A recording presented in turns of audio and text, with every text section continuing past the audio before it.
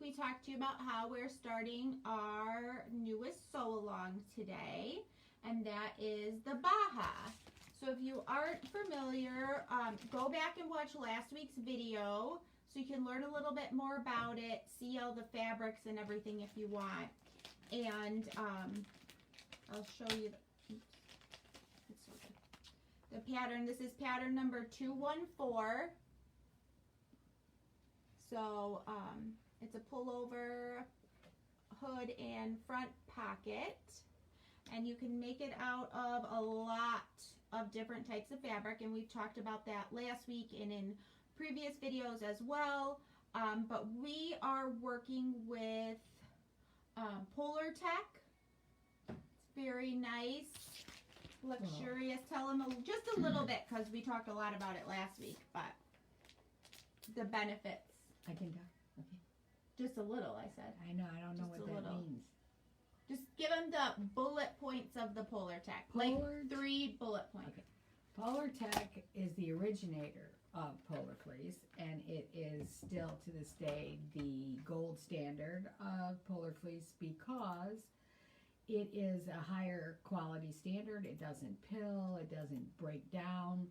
If you've bought some of the novelty prints at the chain stores or online, you found that they, over time, didn't look as nice as they did when you first made them. And that's not the case with Polar Tech. So Polar Tech, and it also is divided into categories according to the properties. So sometimes with our 300 series, those have their water repellent products on them. Sometimes there's a wind repellent and or a wicking capability for people who use it for a lot of Polar Tech is used in skiing and snowboarding and all kinds of outdoor hiking wear because of it's lightweight, but yet it's warm and comfortable. Right, so we have quite a few. We have at least 4 colors or 5 to choose from. A lot sold out last week, but we have white, black, the navy, and the green, which are my favorite. And then Janet got another one in, which she will be working on today for the sew-along, but I just want to give you a look at it. I just love the texture. It gives it that cable knit sweater look. Yes, but in Polar. The Polar Tech, and it is part of the Thermal Pro. And as I explained last week, the Thermal Pro was developed by Polar Tech for the U.S. Special Forces.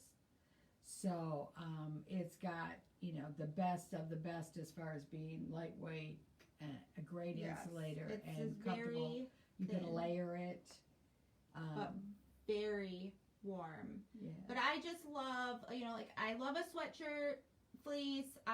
The Polar, like your like box store Polar fleece, I like that. But we are working with this. It just is a more luxurious. It gives it a more upscale feel without sacrificing the warmth. You're actually getting better quality in that regard. For me, I'd rather work with a higher quality fabric and come out with a longer lasting, more luxurious garment. But there are cases when, like for instance this one on the cover, where if skulls and crossbones are all the rage and you've got a teenager you want to make this gift for, then maybe you want to go and get their favorite licensed Polar fleece, maybe their college team, whatever. So I don't totally discount using the lesser Polar fleeces, but I just only under special circumstances. Otherwise, I want the Polar Tech. And for our sew-along and for our favorite customers, we're bringing you the best. Mm-hmm. We're not bringing you, the cheapo stuff. But we've made them out of that before because it suited what we needed at the time. Right. But for you, our customers, we're going to bring you the best, the trusted, the tried, the true, it's for you. Denise, can you clarify, are you talking about one of our fabrics that you're asking about, or just in general? Clarify that for me. Yeah, and you were going to say something? I don't remember. Was I going to say something? Well, no. Yeah, okay. But anyway, all of our kits are discounted by 20%. So even though the fabric is a little pricier than what you'd find at your local box store, we have, put it together in a kit and brought the price down to make it affordable, and definitely affordable for gift giving. So, and once you have the kit, you have the pattern in all sizes if you'd like to trace it out. Now, several of our customers have bought multiple kits, and the comment was, well, it's not that much more because of the discount of the kit, and then I don't have to trace the pattern. I can just cut the pattern, the sizes. You could just cut the pattern. You could make the kit, all 3 or however many that you bought, and give them as gifts, and then give the other patterns as gifts to your sewing friends. Yeah. If you had them left over, yeah. If you didn't cut them, yeah. So, whatever works. But yeah, we have made a lot of these for gifts because they are a short-term project with a long-term look. They've got that little extra special look, and you can personalize them. Yep. Sherry, no, I do not. Janet can correct me, but I do not believe we're going to get any more of that Bordeaux. No, that was, I'm sorry. Yeah. I mean, we've talked a little bit about how hard it is for us to get stuff in right now, and a lot of the times when we do, that's all that they had to begin with, or by the time that we would get it, you wouldn't want it. Well, one of the true facts about Polar Tech is that it's so sought after by the ready-to-wear community and the manufacturers that a lot of it never even is available. And that Bordeaux happened to be available because it was left from a manufacturer's run. So manufacturers will come in and they'll order some of these things, and sometimes we'll be lucky enough to get, a bolt or two, but then when it's gone, it's gone. But that's where we find the most unique stuff and the most lucky fun. For you, Janet is a professional shopper. When it comes to fabric, I know my stuff, and I find the people that have the stuff. I get the stuff. I get the give you the stuff. So this one over here is the green. It's an olive green. It's a perfect military green, like it's actually called marine green. Oh, okay. The Marines that would be in the Special Forces, that would probably be the color they would wear. It's also a perfect color for Boy Scouts. And they wear that same similar green. Oh, yeah. I like it. It's a very trendy color right now, too, for the fall. The navy, too. I mean, the navy and the green really, I think, are my top. But all of them are great. Well, the navy, the green, and the oatmeal are all that Thermal Pro. Which, again, like you saw the white one Jessica wore last week. And that's out of the 300 series of Polar Tech. And that 300 series is their warmest. But it's also very warm. And so if you're not getting, you couldn't wear it indoors. Too warm for an entire Tuesday's at 2. Yes, you couldn't make it. So, but if you're going to wear it to, be outdoors at a football game or going for walks in the woods or something like that, then the Polar, and it's also or wearable. Even just walks, if you walk your neighborhood or whatever, it's really nice because it's not bulky. And it's not restricting at all. There's no, so many sweatshirts have the ribbing on the cuff and the ribbing around the bottom, which keeps it all snugged up in it. And this is looser and more relaxed of a fit to wear.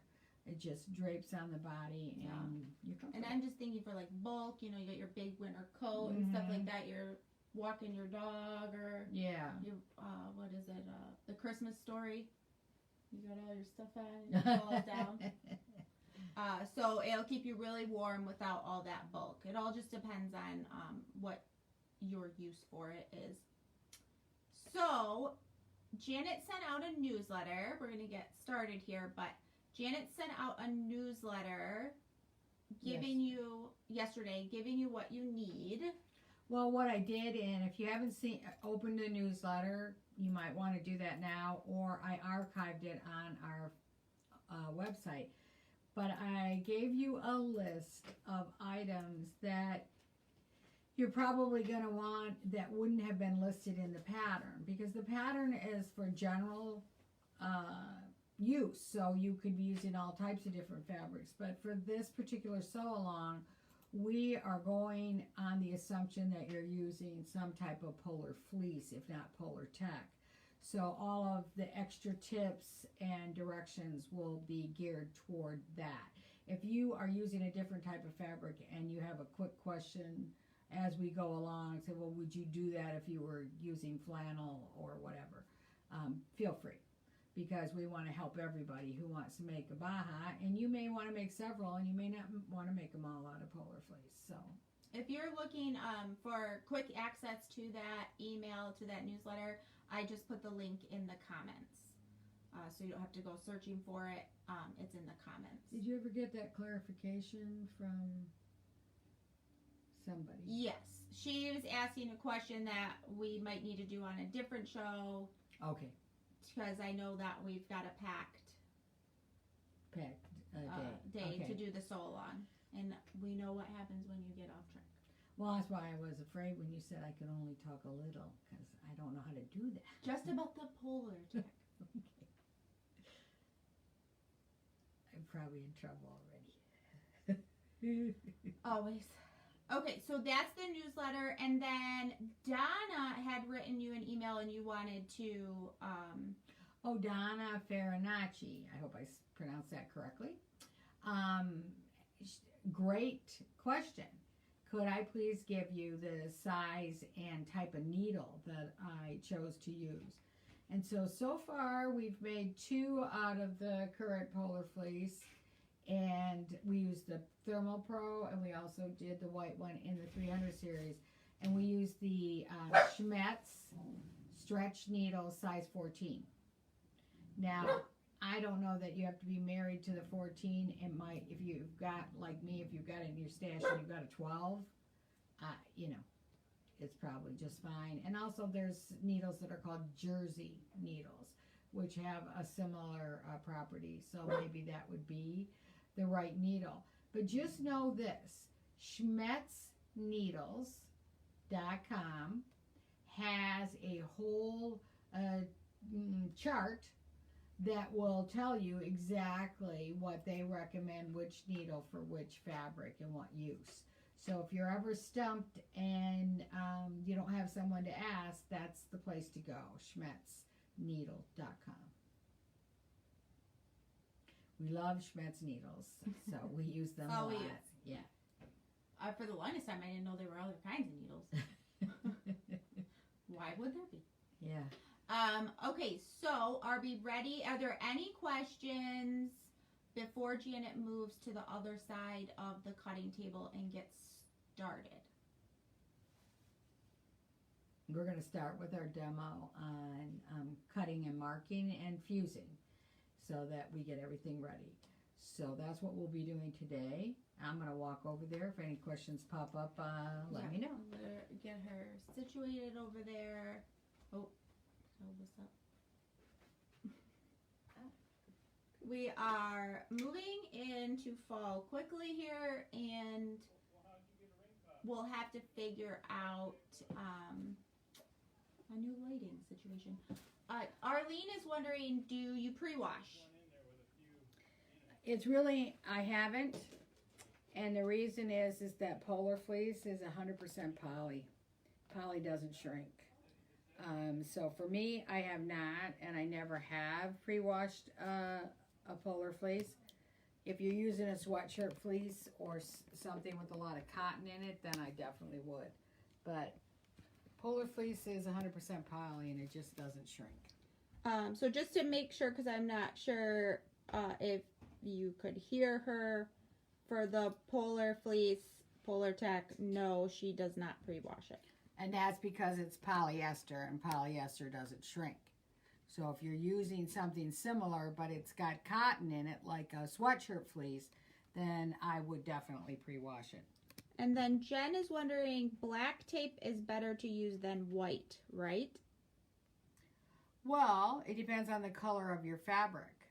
So if you have a dark, like the gold or the Bordeaux, the olive green and the navy, I would use the black tape. But for this oatmeal color, I use the white tape. The thing is that the tape is going to most likely not even be visible. So let's say that you want to make one of these today and you've got a dark fabric, but all you've got is white tape. Just use the white tape. But if you have the opportunity to use the proper color, then I do. Then you have no worries. But it usually and you'll see, I'll show you in a minute, it usually gets hidden inside of a seam, so it's not visible. The problem would be is if you had a light color and all you had was black tape, then you might have a problem because you wouldn't be able to necessarily hide that. All right. So what do you got going on here? All right. Can you move the roller? Yeah. Okay. So this was on my list. I'm going to go over my list that I gave you in the newsletter for those that aren't set up for the newsletter. Last week, a couple people asked, how do I get on the newsletter? Well, you can't be on our website for more than 4 or 5 minutes, and you'll get a pop-up that says, do you want to sign up for the newsletter? Also, if you go to the link that says newsletter, at the top of the screen, there's a little bubble that says sign up for the newsletter. So that's how you do it. But anyway, so straight tape is not on the package for the pattern guide. So I want you to get some straight tape, and we've had that in so many of our kits. It's a fusible straight tape. So we've had that in a lot of our kits. So we didn't put it in this kit because we didn't want to overwhelm you with more tape. But you can purchase it on the website if you need it, and it comes in black or white. So that's a super fine, straight, fusible stay tape.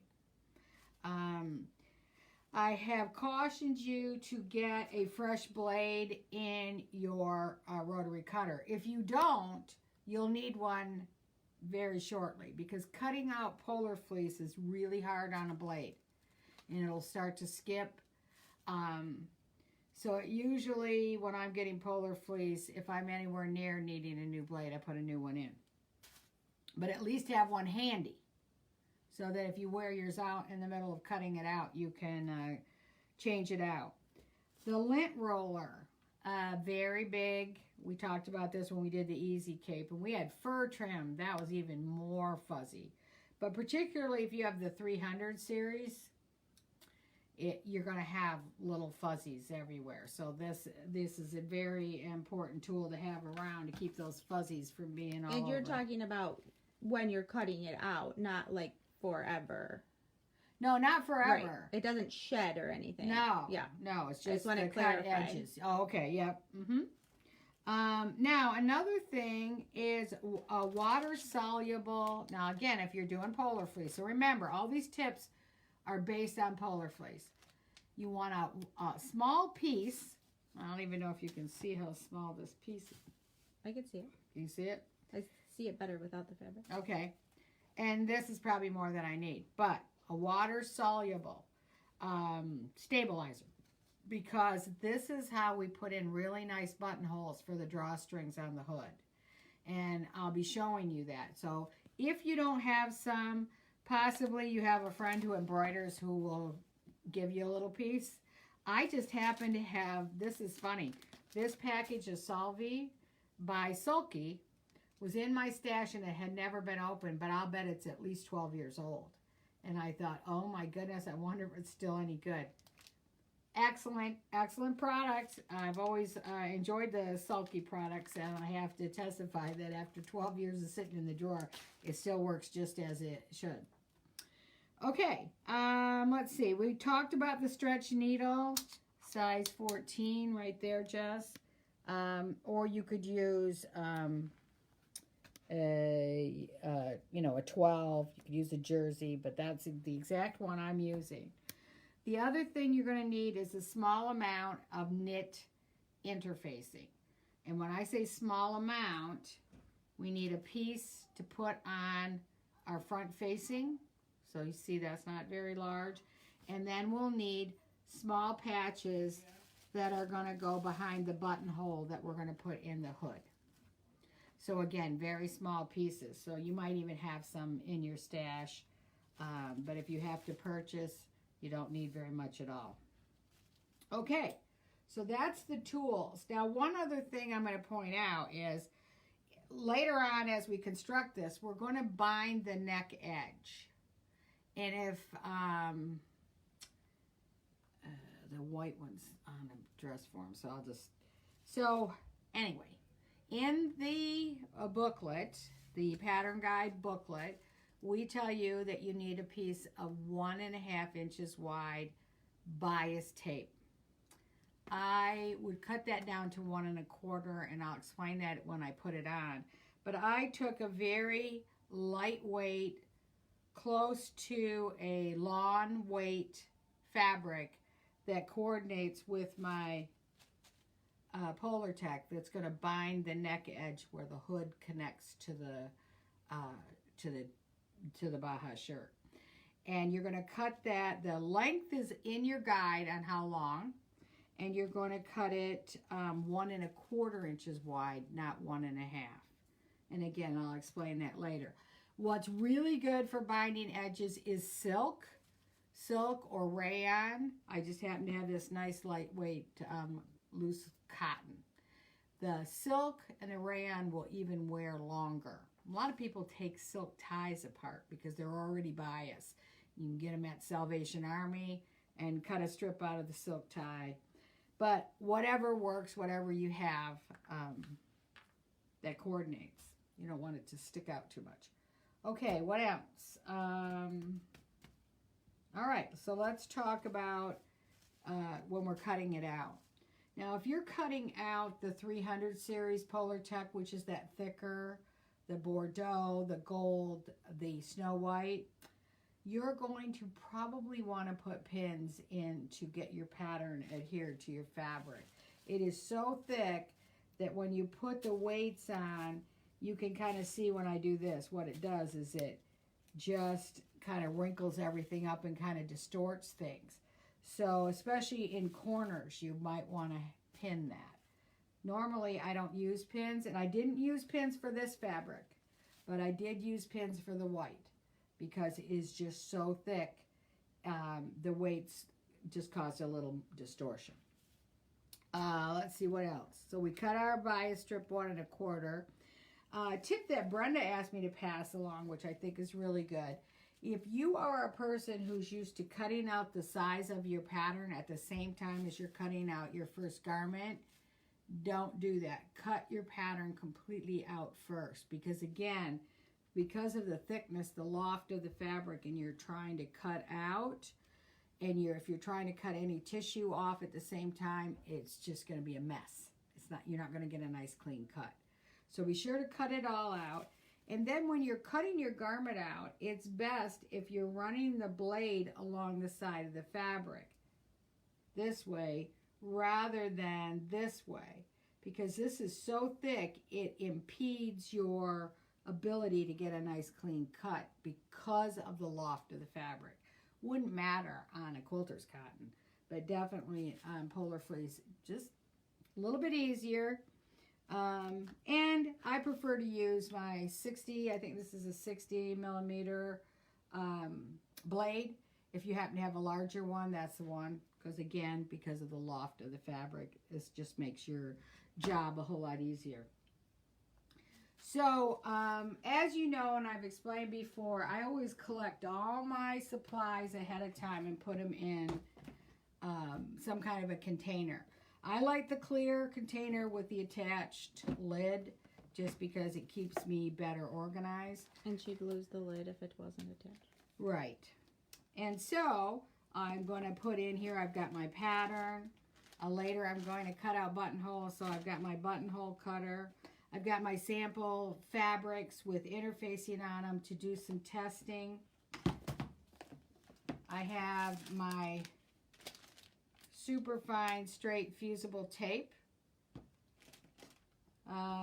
Marking tools, but I'm going to show you those. And then all the pieces, all the pattern, everything, including extra needles, are going to go into this tub. Because the next time, after I've got everything cut and marked, then I've got like my little kit here, and I could pull this off the shelf, and I know I've got everything I need. So thread would go in here as well, but I already have it on my machine. So anything else, any notions you need. So my favorite thing to do is do all my cutting and marking the day before I make the garment, whenever possible. So let's start out with, we cut out, this is our front facing. So once you've cut out your front facing, or you can fuse it ahead of time, but we want to have some lightweight knit interfacing, and you can see how sheer this is. You can see right through it. But then I want you to take note of page 10 in the book, where we give you directions on how to stitch that opening to get a very nice clean opening. So what I've done is I've drawn a straight line from this down the center of the pattern piece. And then we know that we're going to stop right here. That's marked on the tissue. So we have marks on our tissue that tell us, and I'm making a medium. So right there's where I'm going to stop. So I've drawn a line across there. Then the book's going to tell you to come up a 1/2 inch and make another mark. So that's what this blue mark is. Because I'm going to stitch down to that blue mark and then angle in to the tip. So I've drawn this line 1/8 of an inch from the center, because we're going to stitch right on there. And stitching 1/8 of an inch seam allowance when you don't have any kind of gauge to, you know, like your seam guide that you would have at the sewing machine bed, you don't have that because you're stitching in the middle of the piece. So actually chalking with the chalkener your stitching line, then you're going to just stitch right down to this line, then angle in and go right here to the point, turn around, come up here, and then straight back up. So all your stitching lines are there. So that's how you want to prepare this piece. I've fused it, I've chalked it, and then I've serged around the 4 outside edges. So all of these edges here are serged. Okay, so that's how we prepare the facing. And again, you want to take note on page 10. Then on the pocket, you want to be very neat, especially if you have a rib or a pattern to your fabric, so that your pocket looks nice and square and neat. So make sure you get everything lined up before you cut it out. And this one, we're going to use the straight seam tape all the way around. Now, originally, I put the tape 3/8 of an inch from the raw edge, and it was in here. On this one, I've decided to do it right to the raw edge, because in the end, the seam tape is still in the same place. Instead of being on the pocket, it's on the edge, but once it's stitched down, it's going to stabilize everything. And if that doesn't make sense right now, don't worry about it. It will when we go to put it on. So you're going to put the tape all the way around, and then you're going to serge all the way around that pocket. And this is the wrong side, of course. So there's the right side of our pocket.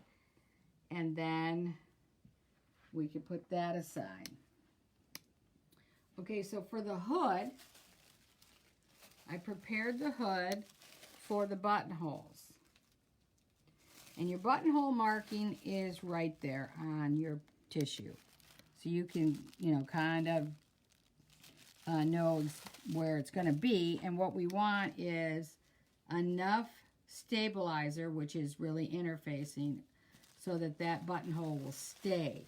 Because this polar fleece is a knit. A lot of people don't recognize it to be a knit, but it is a knit fabric.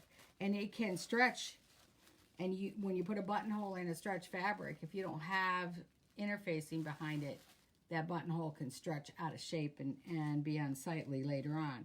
So just a small piece of interfacing that will get all the way around the buttonhole. So it doesn't have to be as big as the piece I use, but just make sure you're covering that buttonhole. Hey Janet, can you grab the stay tape again so we could show them a picture of it? Anthony is wondering if it's woven or knit.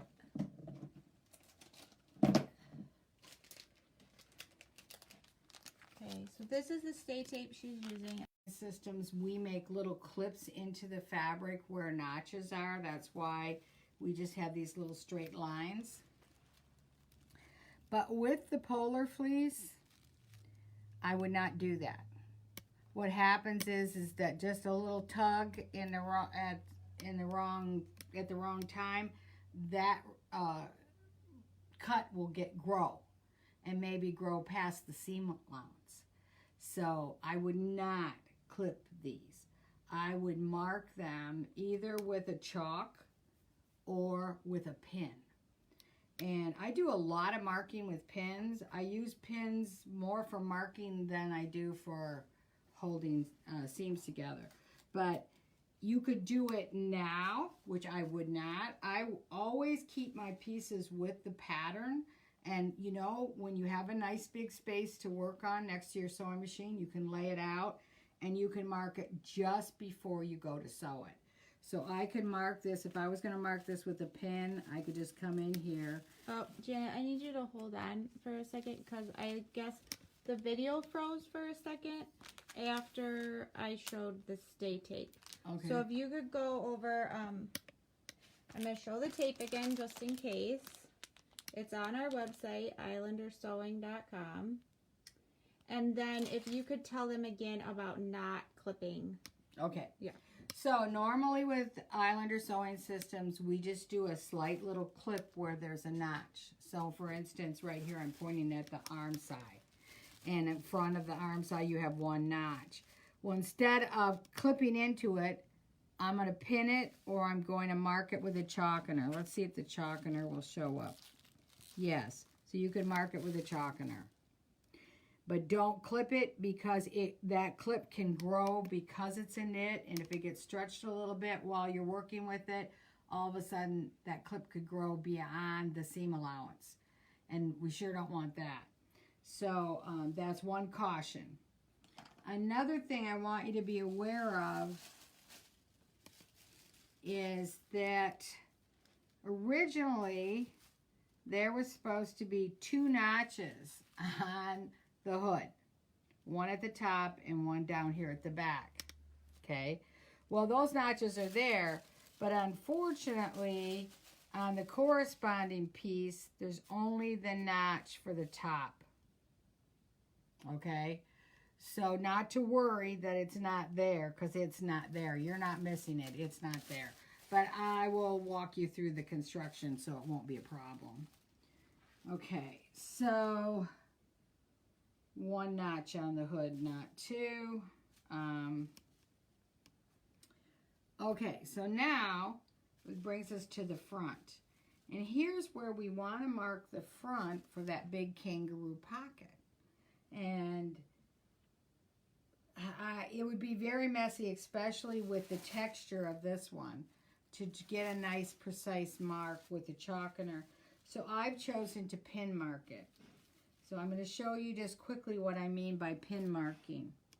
So I'm going to come to the area that is size that I'm using. So I've got a medium. I'm going to score through that little circle in 2 directions so that it'll kind of open it up. And then I'm going to stick a pin straight. Now make sure your pin goes in straight and all the way through to the other side. Okay?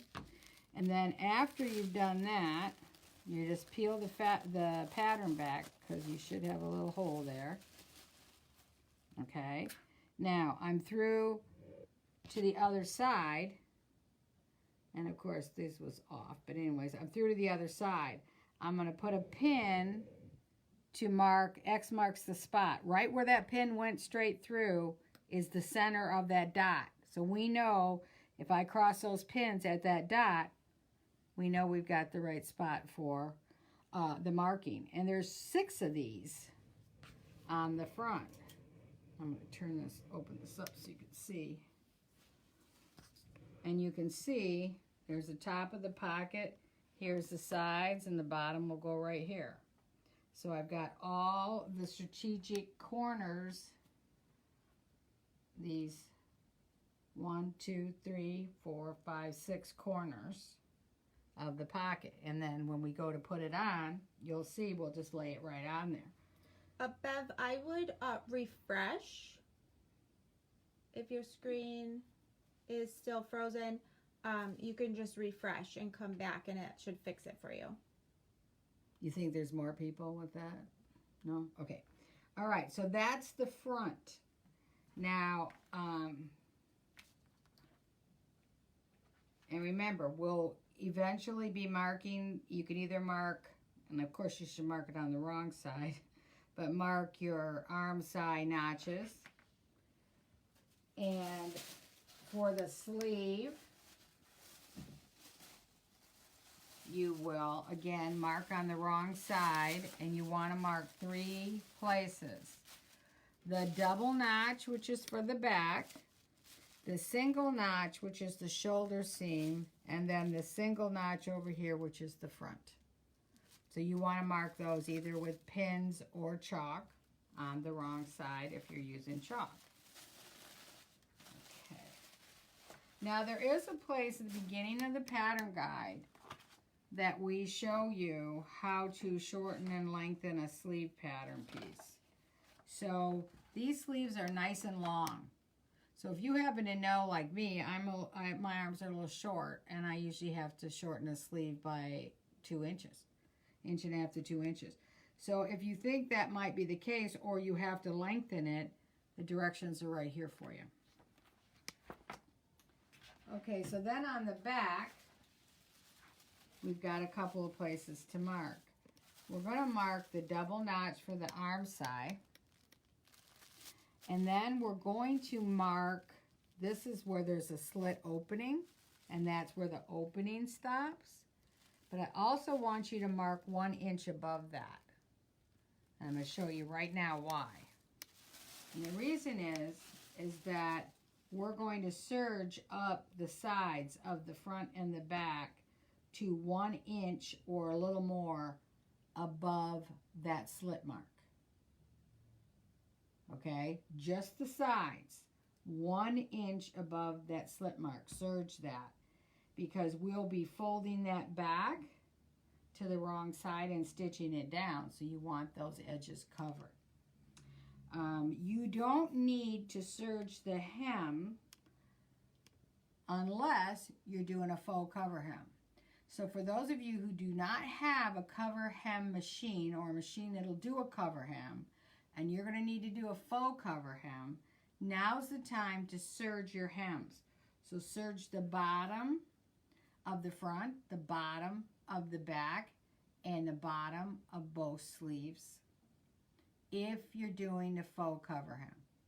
If you're doing a cover hem, then you don't need to do that, because you know with the cover hem, it automatically does that step for you at the same time. One other thing to do on the back is the shoulder seam stay tape. And what you want to do is lay that stay tape about 1/8 of an inch below the raw edge. And the reason is this is a 3/8 inch seam allowance. So when we do 3/8 inch seam allowance, which you can see is the edge of my ruler, I'm going to just catch that stay tape. And that's what we want. So that's why it's down about 1/8, and you can take your little ruler or whatever you have to measure just to make sure only a little bit of that's peeking out beyond the 3/8.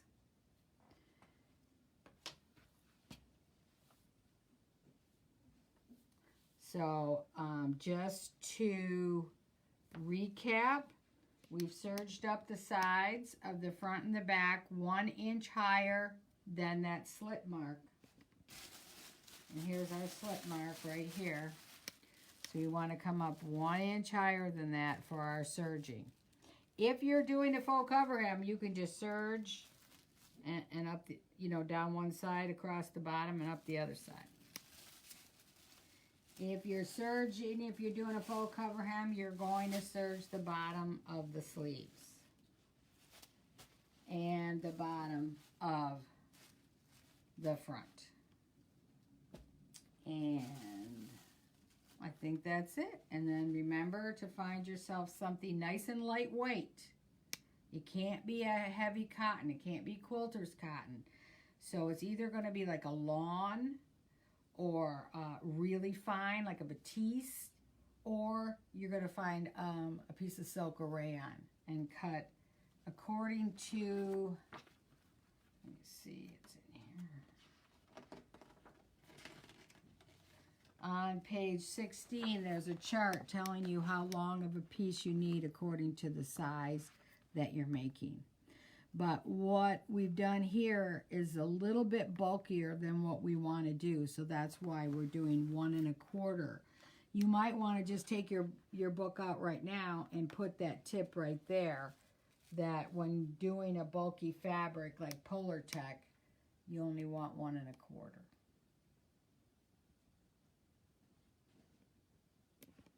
Okay, let me see. Let me check my notes, make sure I gave you everything.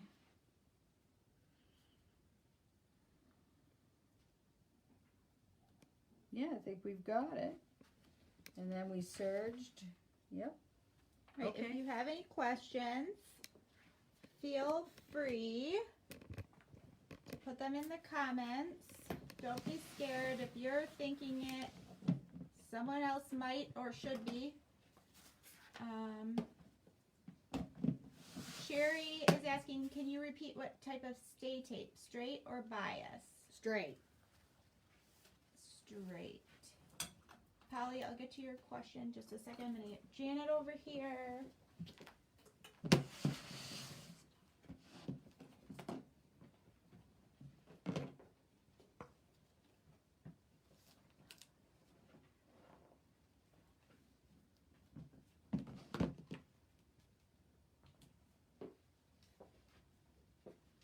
All right, so Jen was wondering, I know we've talked about this before, do you remember specifically where you got that box?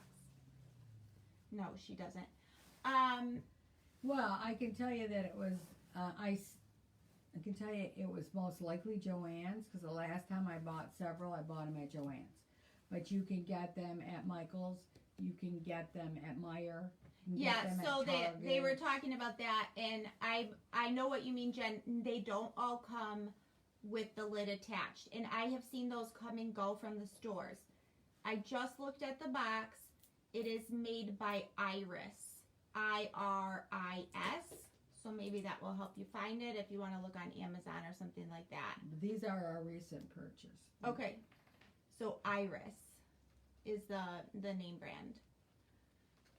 Polly wants to know, could you use tailor tacks to mark the points instead of the pins? Oh, yeah. Take longer, but you can do it. I prefer faster the better. But tailor tacks work great, and some people are really adept at it. So, yeah, and then snip in between. If you are going to use a cover stitch machine, does it hurt to serge the edges too? I'm going to be getting one in the near future, so I'm going to wait to do my hem till I have it. If you're positive, let me think. You could always go back and serge those if you don't end up getting the cover hem in a timely manner. But I would not serge it if you're going to cover hem it, because then you've added, think about it, you're putting 3 threads or 4 threads wrapped around the edge of the fabric. Then when you cover hem, you're going to be wrapping more thread on that same area again. And it's just not necessary, and it could end up being bulky. Does that help, Jen? Sally, we're doing the Baja pattern 214. I did put it in the description of the video, but Facebook has been deleting it, so I'll go back and update that. But yeah, I like type it in, and then when we go live, it deletes it. So I don't know what that's all about. But it's the Baja 214. And I know someone else was asking about fabric choices. This has a very wide variety of fabric choices. We talked about that last week, and we've talked about it in other videos as well. For the sew along, Janet is doing the Polar Tech. We've done it in everything from pleated silk. We did a great beach cover up, long beach cover up, lengthened it. We've done it in batiks, which makes a nice lightweight cover up like we talked about last week for those people that are like in an ocean environment and they're just keeping the breeze off their skin, not necessarily wanting to stay warm. Those work out great in that, but sweatshirt fleece and Polar Tech are probably the most popular. But you can do it flannel. Makes it really cute in flannel. Lynn, that's exciting. She said her kit was just delivered. That's nice timing. Karen is saying she's having a hard time picking what size. She's wondering how much ease there is. Let me see if we have finished measurements on here. We do, Lynn. So when you look at the back of the pattern, let's say that you were going to choose the large because the person had a 40 to 44 inch chest. If you look at the finished garment measurements, it finishes at 51 inches. So if the person had a 40 inch chest, they're going to have 11 inches of ease. It's very generous. It's a very general fit. We don't have as many sizes as we normally do in a pattern because of that. It just isn't meant to be fitted. I think that's kind of the charm of it too. Yeah. It's just, you know. So always look, and I've tried for many years. I'd have to go back and look at my very first couple of patterns to see if I did it. But for many years, I've tried to put the finished garment measurements on there. And I tried to alert every sewer to the fact that if you know the finished garment measurements in advance, then you're not worried about the size. If you look at this and say, well, I have a 45 inch bust, I don't know whether I should go large or extra large. Well, then by looking at the ease, do you need 11 inches ease, you know, or is 15 going to be too much? That's where it'll help you make that decision. If you're making it for yourself, we talked a little bit about this last week. If you're making it for yourself, you could always measure something. If you have a sweatshirt or something that you like, and compare it to the finished measurements.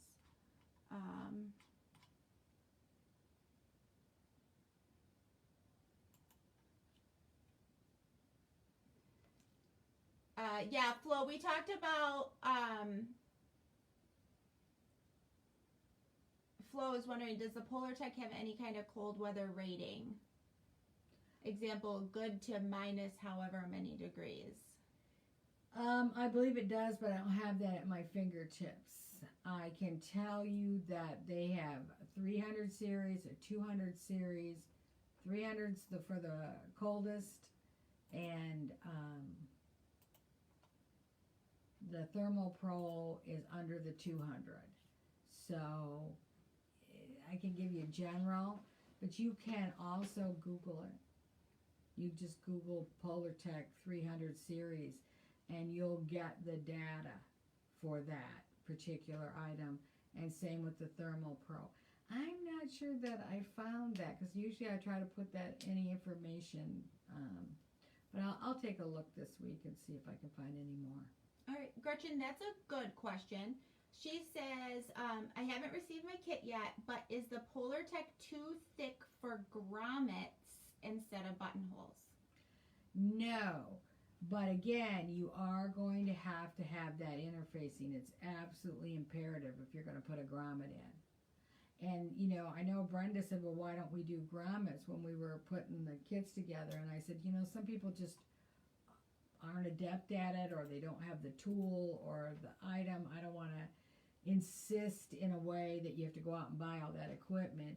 So, and we have a really great tip for putting buttonholes in polar fleece.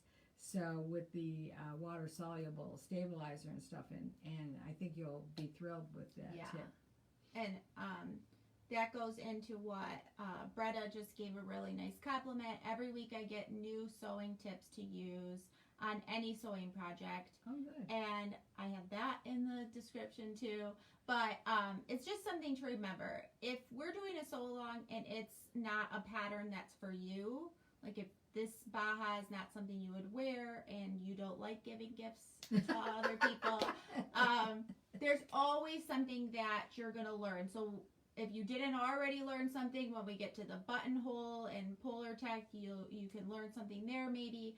There's just so much to take in from all of this, even if it's just the littlest thing. How to hold the fabric. Yeah, or that the box with the lid attached is made by Iris.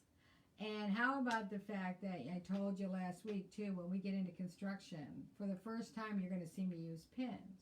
And I'm going to show you why I'm using pins. But I'm still going to do the basic hold that I teach. And so you'll get all of that extra tips as well. Yeah. So it's just something to keep in mind for the sew-alongs. Even if it's not a style you're interested in, there's still stuff to learn. And that's one of the reasons that we like doing it is it's interactive. You can see these tips in work. What's the word I'm looking for? Practically demonstrated. Yeah, that'll do. Thank you. So that's what we have for today. What are we're gonna move to the construction machine next week. We should get it all together, and then the week after we'll do the hems. It's a quick one. We told you this one is quick. That's what I'm saying now. You cannot hold me to that. You can't hold her to no anything. Guarantees. Sometimes it takes a week longer than I think it will. Yeah. And you know, sometimes it's just that we stop and we answer more questions, or maybe I have a slight issue. That's happened a couple of times where I've had to stop and take something out, or she made a mistake. I make mistakes. I do. And I'm just like everybody else. I have more than one stitch ripper. And I saw somebody post something on Facebook that said, never sew when you're tired, never sew when you're tired, never sew when you're tired. She repeated it a bunch of times. So she probably had made a late night mistake. And I learned that lesson a long time ago. When I'm tired, I have to quit unless there's some imperative deadline. And remember we did that magazine article and we had this deadline and my machine broke. And then I broke my machine trying to fix it, but at least I was able to finish the project. But that's the only time that I would sew when I'm tired. So, yeah, you make more mistakes and you end up ripping out twice as much of it. So, but I know that one woman learned that lesson yesterday. Okay, well, thank you so much for all the compliments. And we're glad that you are enjoying the program. If you have any questions before next week, please send them via email, islandersewing@comcast.net. Otherwise, we'll be back next Tuesday. We will, and we'll get going on that Baja, but I think we'll get a lot of it accomplished next week. So I'm looking forward to it. Lots of kits left. More fabric on its way, so not to worry. We're filling those kits as fast as we can, and we're looking forward to seeing what yours come out looking like. I would like to, every time I buy the fabric, I want to see each one. I can't make them all, so I need you guys to make up some of them so I can see how they came out. All right. See you next week. Bye.